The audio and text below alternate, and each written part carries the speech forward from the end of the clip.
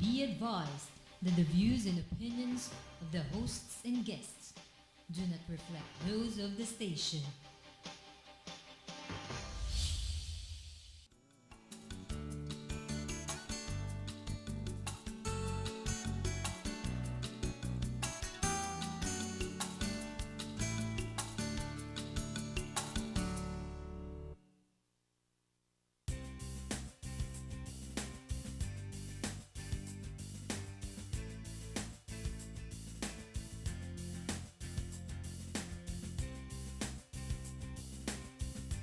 Forward. Forward. I am going forward. Let's go forward. Forward is my number one favorite direction. We've drawn the line against moving backward on reproductive rights. Forward is the only way to go. We don't think politicians in Washington are very smart about controlling healthcare choices that women are perfectly capable of making themselves.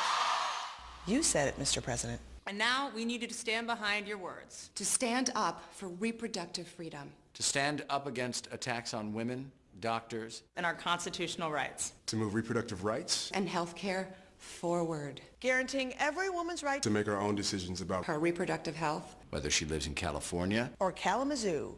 Is most definitely forward. Clearing the way for every woman to get the full range of healthcare she needs. that's forward too. Are you sensing a theme? Putting science before politics on reproductive health issues. forward. I remember these. Ensuring every woman's access To affordable contraception without a copayment. And no matter who she works for, That is a huge step forward. See that? Forward, right there. But there are a lot of forces pulling in the other direction too. more than a dozen new laws attacking reproductive freedom in the last 4 months alone. That's like setting a new land speed record for moving backward. This right here, Seriously, this right here, 5 dudes. 5 dudes. Can I not say dudes? 5 men. 5 dudes talking about why birth control isn't essential health care for women, that is backwards. Can we lose the holy cow? Holy cow, is that backward? Any politician who thinks that they know better than a woman and her doctor Is just straight up backward too. That's back there. That is back in the Stone Age, backwards. Mandatory medical procedures that women don't need? backward. Backward. Backward. Regulating reproductive health care providers out of business? Come on. I mean, do I have to even say? This is kind of like moonwalking backwards on roller skates downhill. Welcome to Philippines Uncut. I'm your host, Buddy Kunana. Now, on this show, we talk about everything under the sun, and tonight's topic is something very interesting for both men and women, and that is reproductive health and reproductive rights. And joining us is, to talk about this fascinating issue, is the Executive Director of the Philippine NGO Council on Population Health and Welfare. Or Miss- PNGOC. Or PNGOC. This is Ms. Eden R. Divini Gracia, PhD. Welcome to Philippines Uncut. Yes, thank you, buddy. And I'm really very much thankful, and you invited me here. So that I can also say something about the forthcoming 7th Asia-Pacific Conference on Reproductive Health and Rights to be held in PICC on January 21 to 24. Which is a few days from now. Few days from now, yes. And we're so busy preparing for this. Actually, Yeah. ma'am, I'm very happy to have you here because as followers of my TV program know, I really am a very strong advocate very of good. reproductive Yeah, rights, okay. women's rights, and Yeah. and related topics. But before we talk about that, let's talk about you po muna and your organization. Tell us a bit about yourself. Okay, so the Philippine NGO Council, or PNGOC, has been in this field, in reproductive health field, for 27 years already. And we started really focusing only on family planning, but when reproductive health was born, the terminology was born in 1991 in Cairo conference. Then we are one of the NGOs which is really pushing forward. Good word, forward. Yeah, forward. Yes. The plan of action of the ICPD, the International Conference for Population and Development. Yes. So in fact, the ICPD will have its 20th anniversary in 2015. And the 7th Asia-Pacific Conference on Reproductive Health and Rights, or some call it UpCrash because of the Candy Crush, is really a very strategic conference because the day of reckoning will be, the year of reckoning will be in 2015. Yes, So yes. what has happened after 20 years? So the Asia Pacific countries, like-minded people like us who are really who are very staunch advocates of reproductive health and rights, are saying that perhaps it's about time, really, to examine what has been done and to move forward again Right. after 2015. Opo. Yeah. Before we talk about the conference in detail, Yes, let's talk yeah. about reproductive rights Okay. and healthcare. Now, interesting, you mentioned earlier that you said your NGO is involved initially with family planning. Yeah. And that's a problem. And the problem in the Philippines is that when most people talk about reproductive rights and healthcare, immediately they think of it. Oh, Yes. this is just about family planning. Yes. Now, please enlighten us. Okay. Ang ano nga natin is, I hope you don't mind if I, Please. ang akala ng iba, karamihan, especially the Catholic Church, that reproductive health is family planning. It's not. Family planning is only one of the elements of reproductive health care, and that includes, sabi ko nga, is adolescent sexuality, no? And we have the prevention against sexually transmitted diseases, including HIV and AIDS. And we have anti-cervical cancer and cancers affecting the reproductive health system. We have infertility management for those who cannot bear children or whatever. And then we have also reproductive health care among the elderly. And then we have, of course, women empowerment and gender equality. And you have several of these, no, na talagang they are all connected. Yes. So you cannot isolate family planning, etc., yung ganon, as a standalone, what you call this, concern. But we must know that women, especially women, are the ones bearing children, should be given, let's say, appropriate information, right information, at the right time, at the right place, by the right people. So, ang karamihang pinakamaraming mga anak dito sa atin ay yung mamihirap. Diba? Yes, yes. Yun ang ating talagang isang malaking concern. So, ang natin ay, ang gobyerno, lalo na local governments, ay dapat magbigay ng talagang, they have to work, really, no? To give the right information to these women, to the couples, on how to space their children, when do they want, to guide them, no? To give them what you call informed choice. Yes. Right information, enough information for the couple to be able to decide. In effect, this is really what the RH bill or RH law Yes, is all that's about. it. It's It's all about empowerment and giving them information. Yes. So, Madam, I have a question. Why the opposition? Why is there so much opposition to the RH law? Oh, I mean, well. we already passed. It's now languishing. Yes. There's a TRO Yeah. on it by the Supreme Court. So And I tell you, until now, the arguments which were really raised in Congress and in the Senate are the same arguments being raised by the opposition in the Supreme Court. No, ang sabi kasi nila that reproductive health is anti-life. Yun It nga, is pro-abortion, etc. But it's not. Now, okay, let's talk about that. Interesting, Yeah. you mentioned the word abortion. I mean, it's a very Yes, controversial word yes. and one that people don't want to mention often. Now, what is your stand? What is your group stand on abortion? Okay, abortion is unconstitutional. And of course, our lawmakers are not stupid enough really to pass a law which is against the Constitution. And I don't think, because it's a law and this is a product of so many intellectual, emotional arguments and what you call these defenses and so on, I don't think the government is stupid really to pass such law. Okay. Okay? So no abortion. I mean, when you talk about your Yes. advocacy, this does not include abortion. Yeah, because it's against the illegal, it's unconstitutional. Now, Yeah. the opposition from, to, let's say, reproductive health care and the RH law, for instance, is coming chiefly from the Catholic Church. Yeah. And, they have a very interesting tagline. They say, and you see their bumper stickers, you see sometimes even inside the churches, it says, No. Yes to life, no to the RH bill. And so a lot of people get somehow deluded or misinformed that, Yeah. again, as you said, the RH law, reproductive health law, is you're anti-life. Yeah, Now, because what you're saying is it's yeah. not the case. Reproductive health is about life. It is pro-life, It is not anti-life. Okay? It is pro-poor. It is not anti-poor. Okay?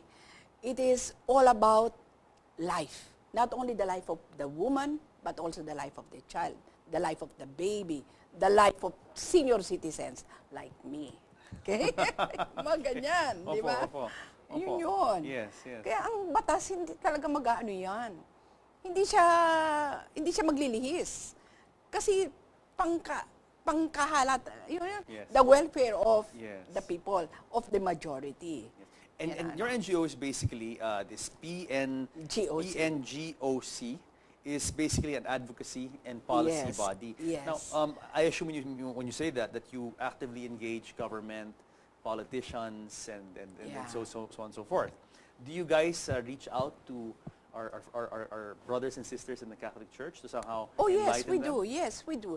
In fact, when we were advocating for the enactment of the law, we had we had multi-sectoral groupings. We had also the interfaith people with us, the youth most especially, and then we had the media, we had champions, and then we had what you call the mass base with us. So kami mga NGOs, we had what you call, meron kaming mga responsibility areas and accountability areas. So us, gaya ng natoka sa amin, PNGOC, we're more on the local media. Yes. So we trained them, we gave them seminars, meron tayong mga partnerships with them. We had also talk shows like this. We had dialogues with the politicians, facilitated by the media people, and so on. And then we had also an NGO na talagang target ay interfaith groups. What is the response from the interfaith groups? The response was very open, but of course there were some Catholic priests and some people from the sector who are really very quiet, who just say, okay, we're in, but ano muna kami? How about Something from like the that. Islam, from the Muslim groups? Well, What from was the Muslim, response? from the Muslim group, very good. Yeah, because meron din sila kasing tawag doon, may fatwa sila, no? Yes.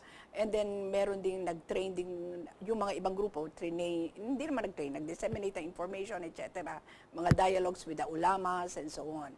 So talagang tinitake up nila yan. And even among the mga Christian groups and non-Catholic groups. Talagang very open ang Yes. debate, very open ang argument, etc. It's not really a matter of coming up with what we call mga negatives, mga nega-nega, mga ganyan. It's really opening up their minds and really Yes. understanding But the problem with the Catholic issues. Church sometimes is that from the onset, from the start, parang very hard Yes. hard line right away, very much against this. What is their, in your many dialogues with the Catholic Church, and Oh, well, what is you their know, main opposition to the RH Ang ano nito law? kasi is institution yan. You're fighting you're really confronting or really Just with facing the- an institution. And it's just the front people you're saying, but it's a Yes. whole institution behind Yes. that's against this. And money. Oh, yung mga ganun ba? I'm sorry, what did you say? All right, go. Okay. So, it's really, sabi nga namin, it's really fighting, no? Yung bang talagang, what you call Struggle. this, confronting or struggling with the church, etc., etc. You are facing an institution. Eh tayo't mga tao lang naman tayo, mga ano lang. Very and then powerful, we represent very, the grassroots. very powerful, yeah. very Yes, well-funded. and traditionally, ano influential. sila, and then you're talking about yung a century-old belief, etc. So it's really a difficult struggle. It'll take time. But after 14 years, victorious kami. See, relentless. We were talagang we were not even bothered or really hindi bumaba yung amin loob na makipaglaban. Napasa yung RH law, Oo. pero unfortunately now, it's languishing, Sabi ko nga, it's in limbo. only in the Philippines. Okay, what is your, Yeah. what are your thoughts about that? I mean, are you optimistic that the Supreme Court will act with expeditiously on this, or what is your Yes. forecast for the RH Well, law? we say that we hope that in 3 months' time something will happen. But of course, naintindihan din naman natin ang Supreme Court, ang dami rin iniintindi. Di ba? yes, We have the yes. PIDAP and all this and all that. Yes. But we are very much optimistic that the Supreme Court really have to lift the TRO. Yes. Yeah. Now, Ma'am, let's talk about the status naman of RH, of reproductive health care in the Philippines. What is the situation now? I mean, your NGO has a lot of grassroots connections and contacts. How bad is it, or how good is it? How bad is it? Oh, well, I would say that we're still struggling, meaning to say we're still looking forward, no? But I can say that the Department of Health is really doing a lot of work on this, especially reducing the maternal death rate, no? And meron tayong mga maternal death reviews sa mga local government units, tapos na-upgrade yung mga rural health centers in such a way that pregnant women can really be encouraged, has the access, has the access to go to clinics for prenatal care, delivery, and postnatal care. Yeah. But madam, okay, I have a question. If this is already being done by the DOH on a national level, so That's the local government units yes. being implemented by the local so governments. how will this be augmented by the RH law if it's already being carried out? Oh, well, by the very DOH? good. DOH. Ang in-expect natin because kasi demand and supply yan, Opo, di ba? opo. You have prepared the supply, the service delivery system. So the thing here is we have to popularize and really promote reproductive health care among women, not only among women, but everybody. Yung ganun ba? So Yes. that they would know where to get their services, they would know where to get the information, who will give them the right information, and so on. That, I would say that the Department of Health, together with the local government units, are really doing this very well. So the RH law, in effect, will really firm up this partnership with the Yes. DOH and And the local government units. And more so, the local government units will be able to set aside budget for contraceptives and other medicines, immunization, and so on. At the moment, what is the situation with the Oh, LGUs? well, right now, this is family planning, repro health, all these Opo. have been politicized. You must know that, no? And some local government... Refuse. Yeah, some government executives, when they takot sa pare, takot sa obispo, takot sa Especially during elections. Especially In- during election. in the So they will countryside. not really buy contraceptives. Ang iba dyan, talagang wala, zero, whatever. Now, if there is a law, then the local executive would not say that, okay, wala na, hindi na I have no kailangan. choice. I have no I'm choice. following the law. But to follow the law. Yeah. Yeah, that's it. And that's really very important. Yeah? Kasi talagang kung may batas, may batas. Wala kang Yes. gawin kundi sundin. Yung Yes, gano'n, di ba? yes. Yun ang ano. Interesting. Now, let's talk about itong sitwasyon natin sa Pilipinas. Is this being mirrored in other Asian countries, let's say in other ASEAN countries? Kasi nga, in a few days' time, we're going to have your conference, the 7th, in the series. Is this being mirrored? Is this situation being mirrored in other Asian countries? Yes, kasi most of the developing countries, just like us, now we belong to the developing countries, marami din dyan, the likes of, let's say, Vietnam, Cambodia, Do they face the etc. same challenges we do? Same challenges. Contraceptive preference is very low. Maternal death rate may be high or not really very much satisfactory. Sure. And then, of course, yung ating mga nutrition among children, isa rin problema, yung mga ganun ba? Okay. So, ang kailangan rin talaga, political will, at saka yung talagang, yung political will ng ating gobyerno. Opo. Pero what na you magano. mentioned about that, yung ating mga kasama ho in the region, more or less we share the same socio-economic problems. Same, yeah. Pero my question Pero, is, yung opposition to the reproductive health doon nagkakaiba. care, is yung opposition sa atin, chiefly from the Catholic Church, pareho lang ba sa in Indonesia where I maybe don't think ulamas, so. I don't or think. in Malaysia, or... No. In fact, Indonesia is one of the best family planning programs. Really? Yeah, magaling sila. Talagang all out ang support ng government. So there's no opposition to the use None. of contraception? None. The ulamas don't have any opposition? Wala. Oo. That's very interesting. Yeah, ah, very how- interesting. Pero tayo lang naman ng Catholic country sa Asia Pacific, di ba? And ayun ang yun. What about in Vietnam po? Ano pong experience nyo dun sa Vietnam? Ang Kasi marami rin Katoliko sa Vietnam. Oo, pero more so maganda pa rin. komunista Still sila still pa rin. Umaarangkada pa rin yung mga yung programa. Talagang Yung there must be ganyan. a fundamental difference between the Catholic doctrine and, let's say, I don't know much about Me too, yeah, Islamic yeah. doctrine, but just by the way you meant what you said, the most populous Muslim country in the world, mas maganda pa yung reproductive health care nila doon, and yes. contraceptives are available openly there Yes. and being Ever supported by since the naman. government. Oo, In the ever most since. populous Muslim country in the Yes, world. ever Imagine that. since, yeah. Po. Now, okay, let's talk about, okay. Interesting, I read your position paper, and it mentions there po yung inequitable and oppressive gender structures that are somehow hampering Yes. the good reproductive health care. Alam mo naman ang Pilipinas, di ba? Patriarchal, macho, etc. Why should that affect Everything. Well, the decision. women's access? Well, because the woman cannot decide by herself. Lalo na pag if the husband is really yung masyadong yung woman disempowered by the husband. And the Something- husband is maybe the sole breadwinner, Yes, and the woman doesn't that's have her own it. money. Yes, yeah.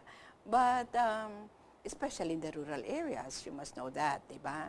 So, a lot of information, dissemination, education, yung nga sinasabi nga natin. Kasi yung, ano nga, di ba, yung ignorance, yung kulang sa kaalaman, yung kulang sa self-respect, yung kulang sa kaalaman ng karapatan ng bawat isa, ayun ang wala sa ating, yung hindi naman wala, hindi masyadong na-emphasize. So yan ang kaya kami mga NGOs, together with our partners at the communities, are the ones really helping them out. How are you helping them? Alam niyo ho, itong mga sinasabi yung struktura, Okay. traditional gender roles, gender Yes, ang hirap, yes. ang hirap Ang buwagin hirap. ito. So, what are you guys doing So to nagpo-form empower tayo them? ng mga women's group, sumasakay tayo sa mga programang iba. Opo. Like mothers classes, yung mga ganyan, yan sa mga CCT, yung mga family planning seminars. Tapos meron din tayong sa mga kooperatiba, we do not reinvent the wheel. So what is there, we ride on. Yung ganun ba? And then we help strengthen through, let's say, training of trainers. Kasi hindi naman kami piminan doon, kaya mag-iiwan ka talaga ng ng technology, yung technology or whatever. Yes, Yung ganyan. And then also, meron tayong mga sinasabing maraming ginagawa ngayon ng gobyerno, gaya ng premarital counseling, na for married couples, for engaged couples about to be married, meron sila mga very intensive seminar. So doon pa lang binibigyan na sila ng ng mga idea, ng mga di ba? Yung parang sort of saying magpa-plan sila ng kanilang married life, yung mga ganyan. Hindi lang tungkol sa kabataan, sa pag-anak nila, whatever, but also even their home economics. Yes, yes. Kasi very comprehensive yung module. Maganda yan. Maganda. Very comprehensive ang module. At ang maganda dito, yung mga population officer, at saka yung mga taga-DSWD, yung mga taga-DILG, yung mga staff ng LGU, Opo. sila yung nagbibigay. Alam niyo po, this kind of mirrors yung seminar that Catholics are required to go Yes, to oo. before they get married. Pero Correct. parang mas comprehensive yung Comprehensive ito. ino-offer ninyo. Yes. Ano po yung response sa probinsya, lalo na sa Okay, ganito? magaling. Kasi ang din dyan ay maganda yung module eh. Ang galing talaga. Ito pinag-isipan talaga. Pinag-isipan hindi lang yung, kasi dati-rati, family planning seminar lang. Ngayon, ginawa na talagang very comprehensive. From the moment, didalaw kayo, nagkakaano dyan, ano yung plano ninyo sa buhay, ano yung. So, may life planning sila as a couple. So, in partnership. Kaya ang sabi ang mga kwento nga ng ibang mga PPO, mga ibang population officer, ma'am, alam mo, nasalubong namin si ganito. Tapos sinabi nila, ma'am, kayo yung nagbigay sa amin ng seminar. Alam niyo, ma'am, kung nasa na kami ngayon, yung ba magandang na nakikita nila, na namimit nila sa karsada. They were able to plan their life well. Yes, because of them. Oho. Bakit kayo yung simbahan Katoliko walang ganyang Hindi, meron practical? yan. I think meron din siguro, no? Parang Kaya mas interested sila to Kasi increase this their more- numbers. But this is more the practical one. But the that's what's practical- necessary. Yeah, Absolutely. that's right. Ma'am, Yeah. we have to pause for a break. Yes. But guys, don't go away because more of reproductive health and rights when Philippines Uncut returns. Gwapo mo pala.